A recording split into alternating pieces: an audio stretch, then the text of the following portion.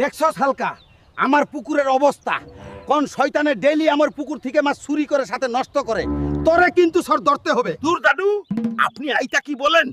আপনি শুধু দেখতে থাকুন, আপনার মাস্টার আমি কিভাবে ধরি। আপনি শুধু টাকাটা রেডি রাখেন। আইটা আমি কি শুনলাম? খাবারটা তো এখনই ভাবিকে গিয়ে জানাতে লাগে। ও ভাবি, খাবার তো বেতাল হইয়া গেছে। দাদু তো পুকুর পাহারা দেবার জন্য হালকাকে লইছে। এখন আমরা মাছ খাবো কিভাবে? এই যে নিয়ে এলাম অক্সিজেন ট্যাঙ্ক। ভাবি দেখুন, আশেপাশে তো মনে হয় কেউ নেই। চলুন শিগগিরই জালটা ফেলে মাছ মেরে সটকে পড়ি। এই যে ধরে ফেললাম ভাবি।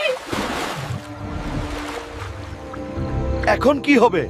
খেলা তো হবে সকালে। দাদু, আই নাও তোমার মাস্টার, এখন আমার টাকা দেও। টাকা? কিসের টাকা?